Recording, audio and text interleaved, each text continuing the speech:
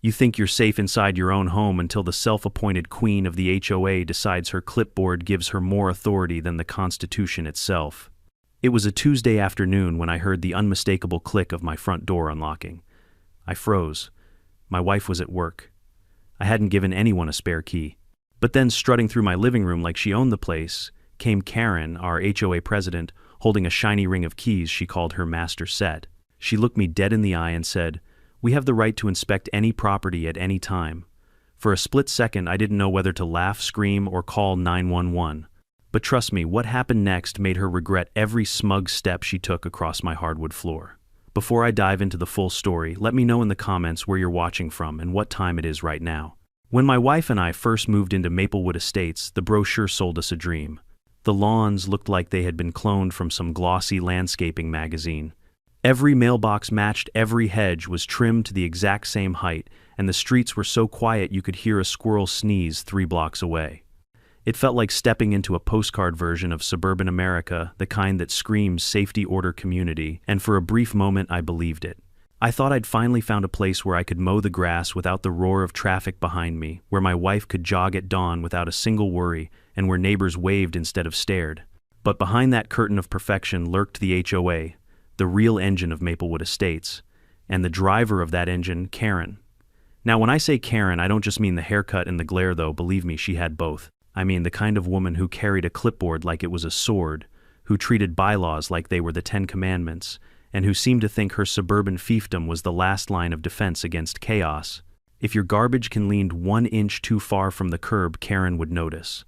If a dandelion sprouted in your yard, Karen would photograph it like it was evidence at a crime scene. The first time I met her, she introduced herself like this: "I'm Karen, president of the Maplewood HOA. We keep things perfect here. Not welcome to the neighborhood, not nice to meet you, just a declaration of power." She gave me a once-over eyes, flicking from my boots to my beard like she was cataloging violations. I hadn't even committed yet. I laughed it off at first. My wife and I had just moved boxes in. I wasn't about to pick a fight with the neighborhood monarch. But the longer we stayed, the more obvious it became. Karen wasn't protecting perfection.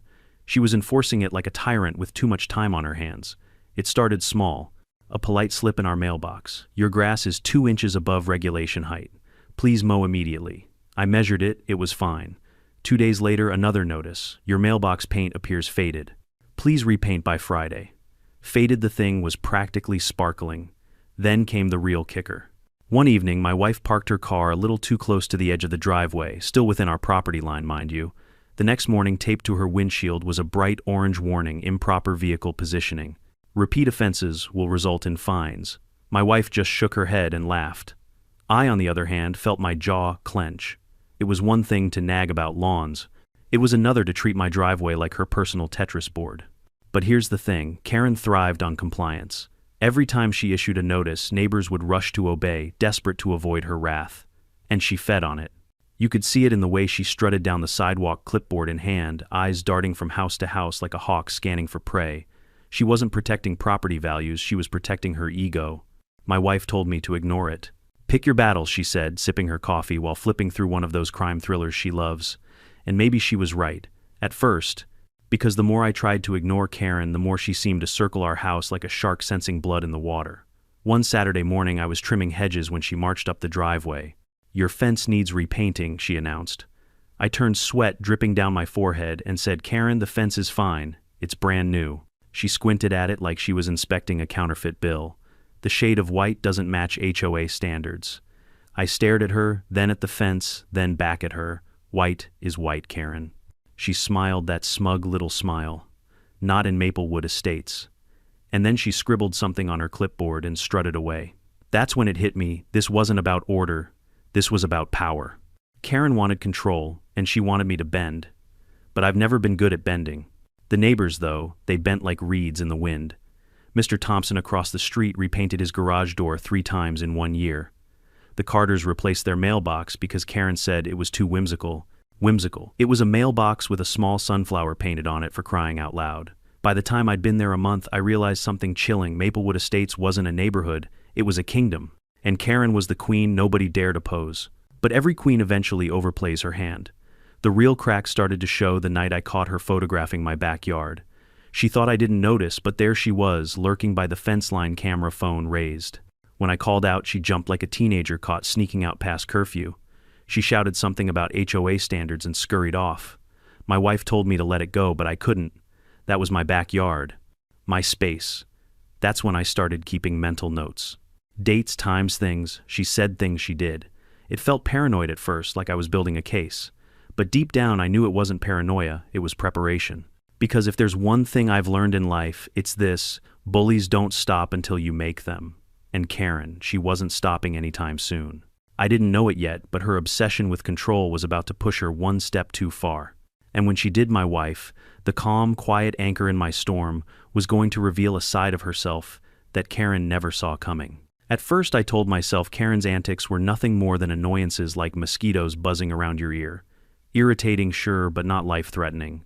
But the thing about mosquitoes is if you let them keep biting, eventually they draw blood. And Karen, she wasn't just buzzing, she was circling.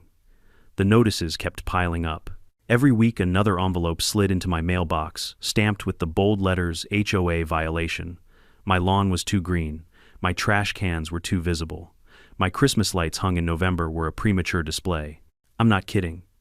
The woman actually fined me for being festive. I tried to laugh it off.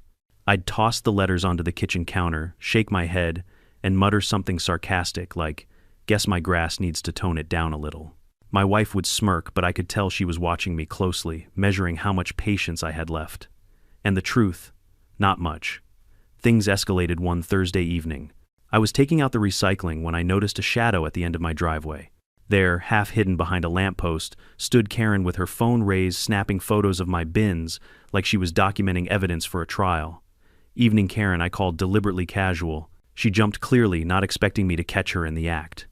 But instead of embarrassment, she plastered on that tight-lipped smile.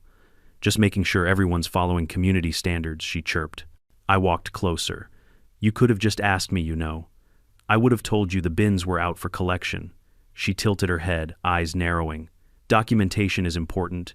HOA rules don't enforce themselves." And just like that, she sauntered off, phone still in hand. That was the night I started locking up tighter than ever. Not just the doors, but the windows, the garage, even the backyard gate. Something in her tone unsettled me. It wasn't about the bins, it was about control. A week later, she made her next move. I was on my porch when she marched up, clipboard tucked under her arm like a weapon.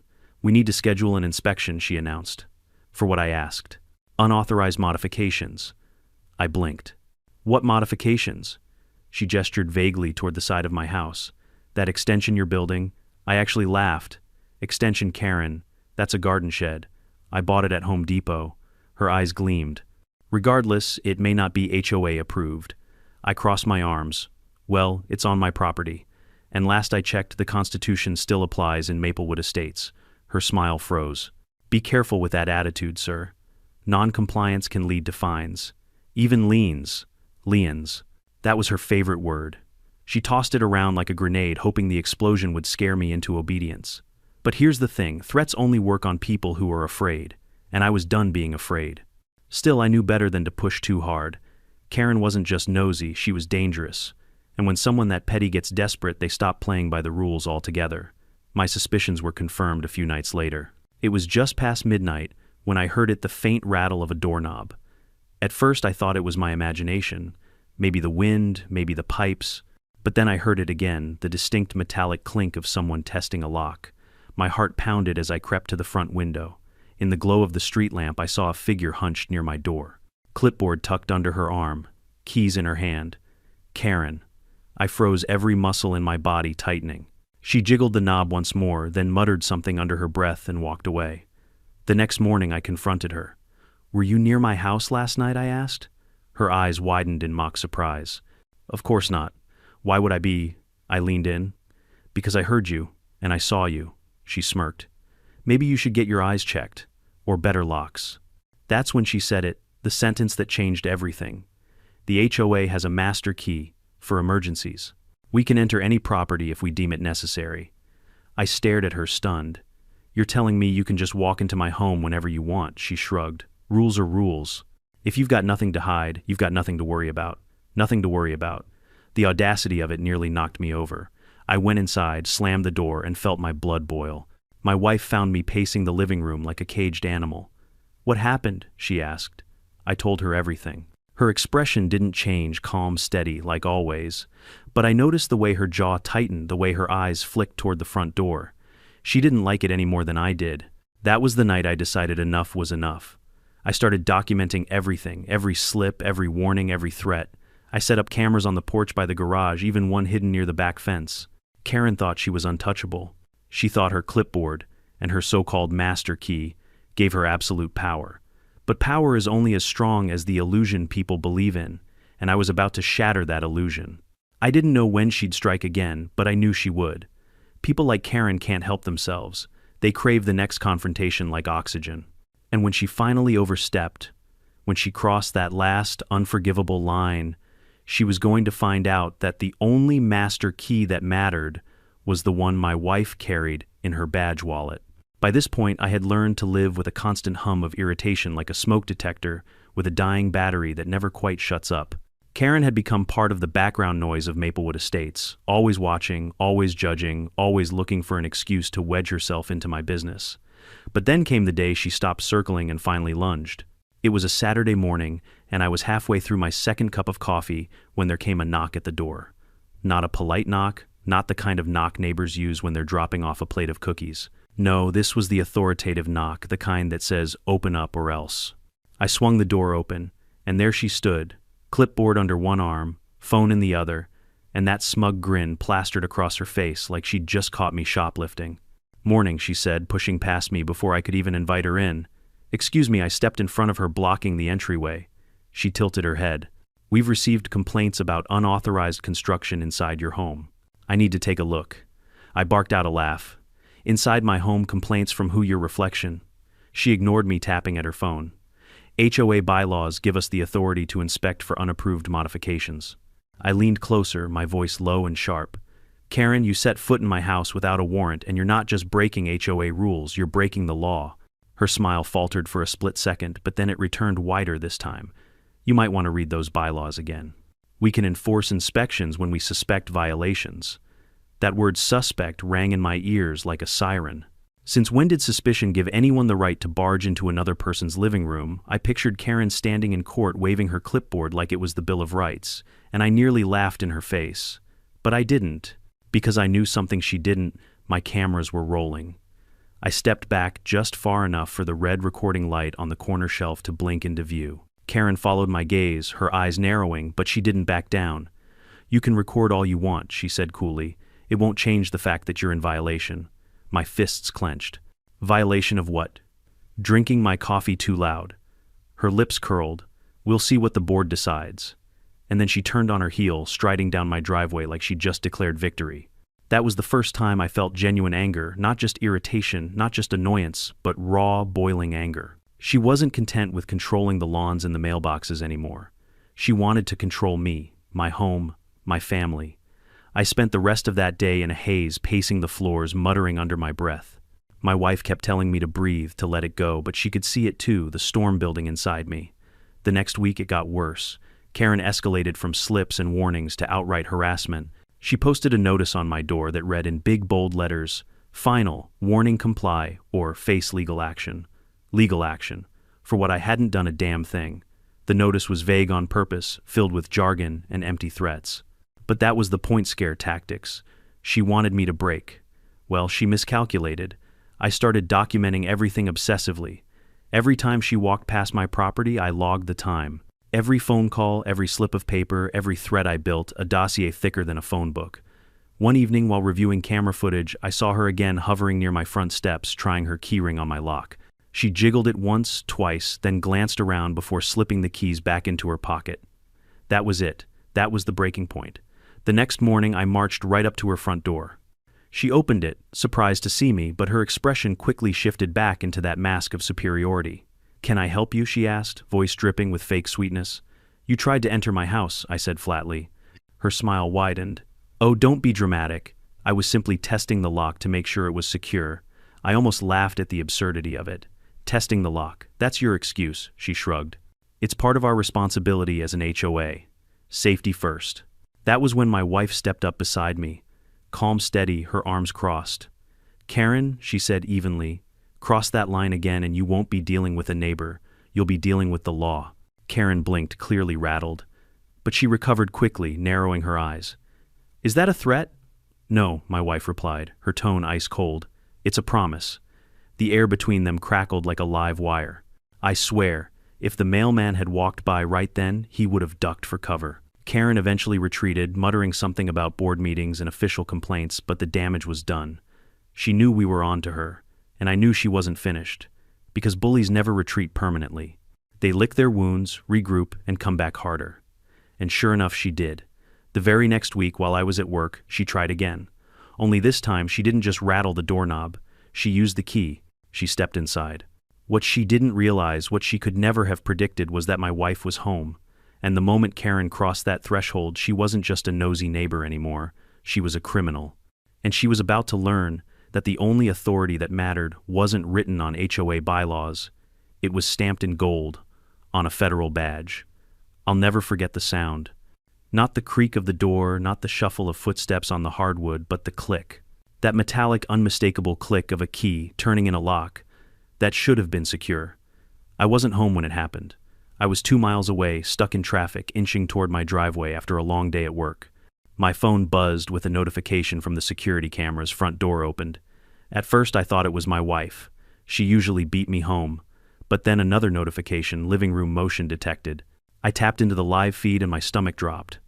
There she was, Karen, standing in the middle of my living room like she was surveying her own palace. Clipboard tucked under her arm, phone in her hand, eyes scanning every corner like a predator inspecting its territory. I gripped the steering wheel so tight my knuckles turned white.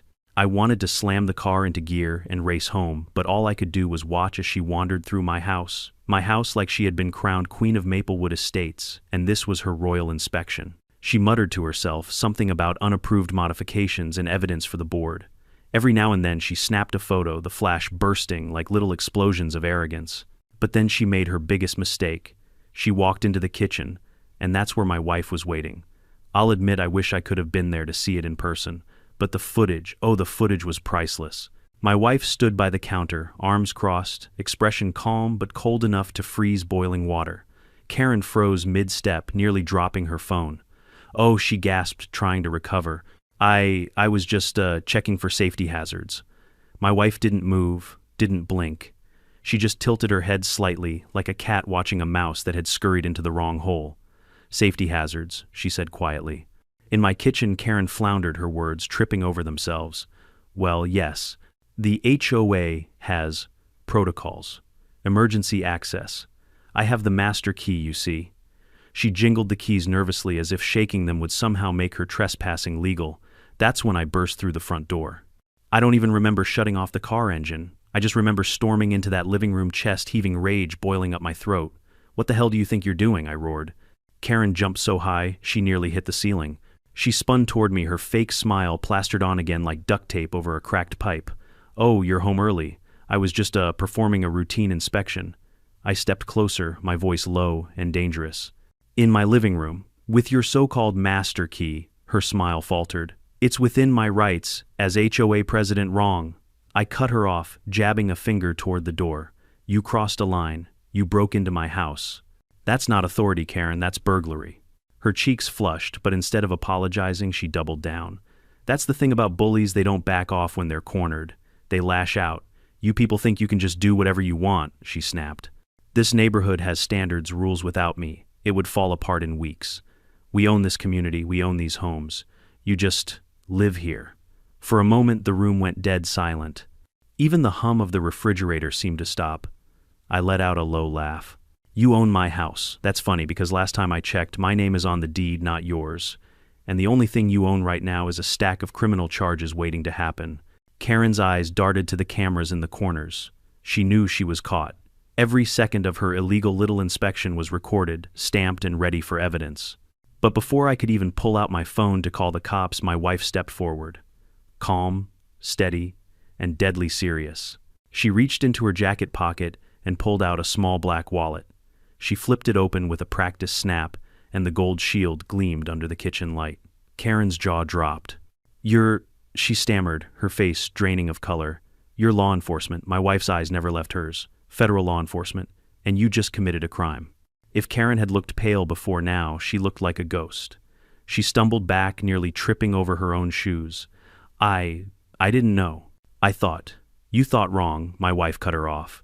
Her voice was steel, no louder than necessary, but carrying the kind of authority that makes grown men confess their sins. You used a master key to unlawfully enter a private residence. That's breaking and entering. That's trespassing. And with your threats and harassment, that's a whole laundry list of charges. Karen's lips trembled. For the first time since we'd moved to Maplewood Estates, she wasn't smirking. She wasn't smug. She wasn't strutting. She was terrified. I stepped closer, pointing to the camera on the shelf. It's all on tape, Karen. Every second. Your little reign of terror, it's over. For once, she didn't have a comeback. She didn't scribble on her clipboard.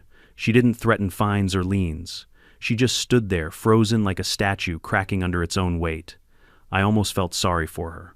Almost. But then I remembered every slip, every warning, every late-night rattle of my doorknob, every smug grin as she waved that clipboard in my face, and any sympathy I might have had vanished. This is my house, I said, my voice steady, now controlled, and you'll never set foot in it again. Karen didn't argue. She didn't fight. She just turned slowly and walked out the door silent for the first time in her life. But it wasn't over. Not by a long shot. Because once you break into someone's house, you don't just walk away scotangent-free. And with my wife's badge gleaming like a sword, Karen was about to face consequences she never imagined. There's a certain kind of silence that only comes when a bully realizes the rules of the game have changed. That was the silence that fell in my kitchen the moment my wife flipped open her badge. Karen, the all-powerful HOA queen, was suddenly reduced to a trembling woman with a jingling keyring and no more excuses left to spin. Federal, Karen stammered, her voice cracking like glass. She took a step back, eyes darting between the badge and my wife's face, as if hoping it was some elaborate prank. My wife didn't blink. That's right, she said, her voice calm but sharp enough to cut steel. Department of Homeland Security. And what you just did wasn't an inspection, it was a crime. Karen shook her head frantically, the bravado leaking out of her like air from a punctured balloon. No, it was a misunderstanding. The HOA bylaws do not supersede federal law, my wife cut her off, snapping the wallet shut. The sound was final, like a gavel slamming down in a courtroom. You broke into a private residence. You trespassed. You abused your position to intimidate and harass. I leaned against the counter, arms folded, savoring every second. Funny thing, Karen, I said, smirking. All this time you thought you had the master key. Turns out you've been playing checkers while my wife was playing chess. Karen looked at me with wide, desperate eyes as if I might throw her a lifeline. But I wasn't about to save her. Not after months of threats, fines, and her smug little clipboard routine. She had earned every ounce of fear she was drowning in now. Look, let's not blow this out of proportion, she pleaded. Her voice wavered, and for once the queen of Maplewood Estates sounded more like a peasant begging for mercy. I was just trying to maintain standards. You know how important property values are? My wife raised an eyebrow. Property values. You think that excuses breaking and entering? Karen's face flushed. She clutched the clipboard tighter, as though the flimsy plastic could shield her from justice. The board supports me, she muttered weakly. I chuckled. Oh, I'm sure they do. Until they see the footage. Her eyes darted to the camera on the shelf again. She must have realized by now that her entire invasion had been recorded, every key turn, every arrogant step, every excuse. Evidence. Irrefutable. My wife took a step forward, her presence towering even though she barely raised her voice. Karen, I could arrest you right now. Do you understand that I could have you in cuffs sitting in the back of a squad car before you finish blinking? Karen's mouth opened, then closed again. She looked like a fish gasping on dry land. But my wife continued, I'm giving you a choice. Karen perked up, eyes shining with sudden desperate hope. A choice, yes. My wife's tone softened slightly, though her eyes never wavered. You can leave this house right now and never ever step foot on our property again. Or I can call in the local police, hand them this footage, and press charges. Breaking and entering. Harassment.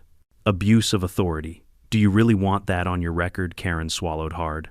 Her hand shook as she stuffed the jangling keys back into her pocket. I'll go, she whispered. Good, my wife said, simply as though dismissing a child caught stealing cookies. But as Karen turned to leave, I couldn't resist twisting the knife. Hey, Karen, I called. She paused, her shoulders stiff. All those years you waved that clipboard in people's faces. All those fines and threats. I bet it felt good to be the queen. She didn't answer. Well, I continued my voice, low and sharp. Queens fall too. She fled without another word.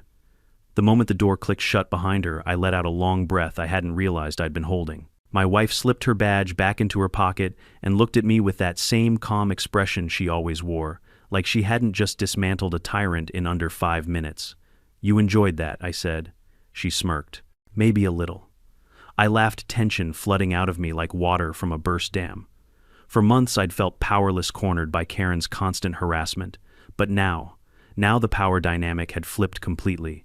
She wasn't untouchable anymore. She was exposed, vulnerable, and that was only the beginning. Because as much as Karen wanted to slink away quietly, she'd made too many enemies in this neighborhood. People had whispered for years about her abuses, her petty vendettas, her obsession with control, but no one had dared to stand up to her. Not until now. And with my wife's badge in play, the whispers were about to become roars. That evening, we sat at the kitchen table reviewing the footage. My wife copied it onto a secure drive while I drafted an email to the HOA board.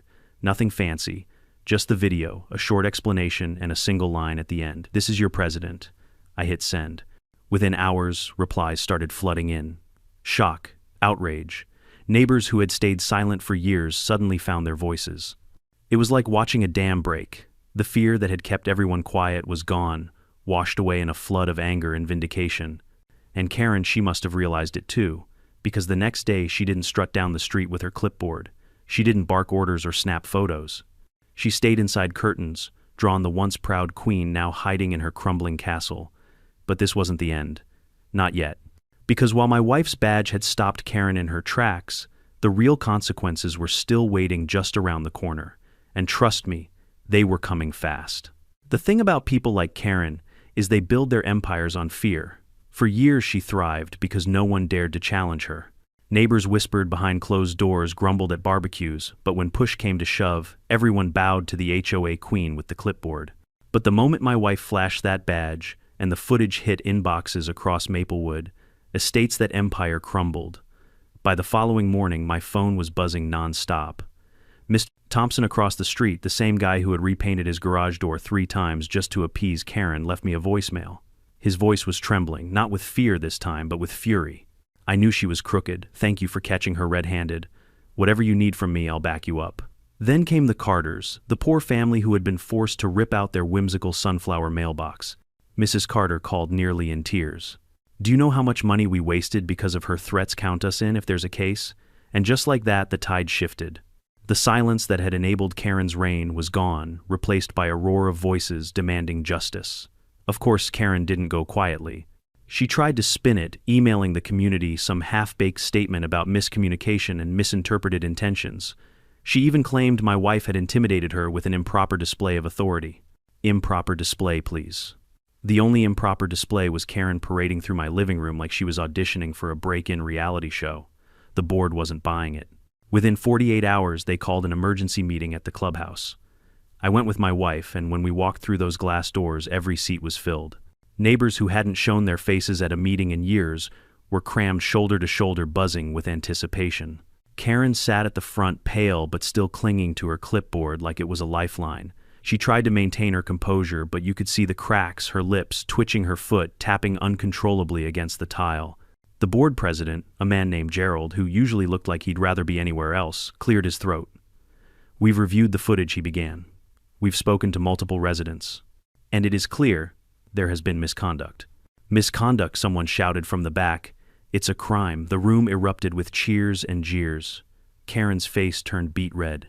She banged her clipboard on the table, shouting, "Order, I demand order." But this time nobody listened. My wife stood calm and steady and addressed the room. I was present when Mrs. Gibson, she refused to use the honorific president, entered our home without consent. I identified myself as a federal officer. She ignored property rights, HOA limitations, and common decency. This isn't just a violation of bylaws. It's unlawful entry. The murmurs grew louder. Some people nodded, others whispered angrily. For once all eyes weren't on Karen, they were on the truth. Karen's last defense crumbled when Gerald announced that the board had contacted local law enforcement.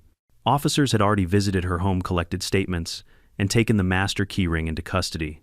That jingling symbol of her power, Gone. You should have seen her face when Gerald said the words, "Pending investigation, you are hereby suspended from all HOA duties effective immediately." It was like watching a balloon deflate in real time. Her shoulders slumped, her mouth opened, but no words came out. For the first time in her reign, Karen had no authority, no power, no clipboard strong enough to shield her. And the neighborhood rejoiced. Neighbors clapped, some even cheered. A few people hugged me on the way out. It was surreal, like the liberation of a small town after a tyrant is toppled. But the consequences didn't stop there. A week later, Karen was officially charged with trespassing and unlawful entry. Nothing too heavy, but enough to put her mugshot in the local paper. The headline was almost poetic. HOA president accused of breaking into resident's home. Her reputation, once ironclad, was shredded. Realtors whispered about property values plummeting not because of messy lawns, but because of her. Parents pulled their kids away when she walked by. Former allies on the board ignored her calls. She went from queen bee to outcast overnight. I'd be lying if I said I didn't enjoy it a little. After months of humiliation of being treated like a tenant in my own home, it felt good to see justice served. To watch the bully finally get cornered, but more than that, it felt peaceful. The neighborhood began to change. Without Karen patrolling every bush and mailbox, people started breathing easier. Mr. Thompson finally planted the rose garden he'd always wanted. The Carters repainted their mailbox, sunflowers and all. Even the sidewalks seemed brighter, freed from the shadow of her constant scrutiny. And me. For the first time since moving to Maplewood Estates, I sat on my porch with a cold drink and actually enjoyed the view. No notes taped to my door. No photos snapped from the street. Just peace. Of course, Karen wasn't finished completely. People like her rarely vanish quietly. Rumor had it she was planning an appeal, maybe even a lawsuit. But it didn't matter. Because now she wasn't facing scared neighbors. She was facing evidence, law enforcement, and the collective will of a community that had finally found its voice. And with my wife's badge gleaming in the background, I knew Karen's days of unchecked power were over. Still, as I watched the sun dip behind the manicured lawns of Maplewood, I couldn't help but smile at the irony. Karen had always believed she held the master key. But in the end, that key didn't unlock doors. It locked her fate. The weeks that followed felt like watching a neighborhood wake up from a long, uneasy dream. For years, Karen had cast a shadow over Maplewood Estates. But now the sun was finally shining. The HOA board wasted no time replacing her. In her absence, they held an emergency election. For the first time, the meeting wasn't a dull formality filled with her barking orders, it was alive. Neighbors who had avoided the clubhouse like the plague actually showed up, ready to vote, ready to speak. And the result, Mr. Thompson, the same man who had once repainted his garage door 3 times to appease her, was elected HOA president. When he stood at the podium, his hands shook, but his voice was steady. We let fear blind us. That ends today. From now on, this board serves the people, not the other way around. The applause was deafening. It was strange watching this community transform. Suddenly, people were smiling again. Kids played on the sidewalks without worried glances from their parents. Homeowners painted their doors in colors they actually liked. The Carters put up their whimsical sunflower mailbox this time with neon paint just to make a point. And me, I felt free. I could mow my lawn without worrying about a tape measure appearing over my shoulder. I could park my wife's car however I wanted. I even let the grass grow half an inch taller just because I could. But the real victory wasn't in the small freedoms, it was in the unity. For the first time, Maplewood Estates felt like a neighborhood, not a dictatorship. As for Karen, her downfall was as swift as it was humiliating. The trespassing charge stuck. She didn't face prison, but she did face probation, community service, and a hefty fine. The mugshot in the local paper did more damage to her than any sentence ever could. Realtors whispered about her name like it was cursed. Former allies abandoned her. She tried to fight back, of course. Filed appeals, threatened lawsuits, even muttered about being set up, but nobody cared anymore. Her clipboard, once a symbol of fear, was now a punchline. I even heard a group of teenagers jokingly wave clipboards at each other, pretending to be the HOA police. The final nail in the coffin came when the city revoked the HOA's so-called master keys. Turns out those keys had been distributed under a shady interpretation of local codes. Once the police got involved, every single one was confiscated. Karen's favorite toy was gone for good. One evening, as I sat on my porch with my wife sipping iced tea, I noticed Karen walking down the street. No clipboard, no strut. Just a tired woman, her shoulders slumped, her eyes downcast. She passed by without a word. For a second, I almost felt pity. Almost. because then I remembered the click of that lock, the fear in my gut when I saw her wandering through my home. And pity turned back into satisfaction. She'd earned her fall. My wife glanced at me, her expression unreadable. "You know," she said softly, "it's not really about Karen." I frowned. "What do you mean? She was just a symptom," my wife replied. "The real problem was that everyone let her get away with it for so long. Fear, silence, compliance, that's what gave her power." I thought about that. She was right. Karen had only been strong because everyone else had been too afraid to speak up. Once the truth came out, her empire collapsed in days. It made me wonder how many other neighborhoods were living under their own Karens ruled by fear and silence. But here in Maplewood, things were finally different. We'd taken back our peace. And no one was going to hand it over again. As the sun dipped below the rows of houses, I leaned back in my chair and smiled. "Funny," I said. "She thought that key unlocked every door in this neighborhood. Turns out it just locked her own fate." My wife raised her glass. "To freedom," she said. "To freedom," I echoed, clinking mine against hers. And for the first time since moving into Maplewood Estates, I believed it. Stories like this might sound like pure drama, but they carry a truth that cuts deeper than any HOA fine. Karen wasn't just one woman with a clipboard, she was a reminder of what happens when people let fear outweigh their voice. Power left unchecked always grows. And the moment you allow someone to convince you they have the master key to your life, you've already given them permission to lock you in. What changed in Maplewood Estates wasn't just Karen's downfall, it was the awakening of a community. Neighbors realized that silence feeds bullies, but unity starves them. Once one person stood up, others found the courage to do the same. That's the lesson I hope you take away, whether it's a tyrannical HOA president, an overbearing boss, or any figure who abuses power. They only win if we let them. The moment you shine a light on their actions, the illusion of control shatters. So guard your boundaries. Protect your home, your family, your peace. And don't forget, the strongest weapon against tyranny is truth. If you've ever faced your own Karen, I want to hear about it. Drop your story in the comments, I read every single one. And if you want more tales of HOA drama, revenge, and sweet justice, don't forget to subscribe. Trust me, you won't want to miss what's coming next.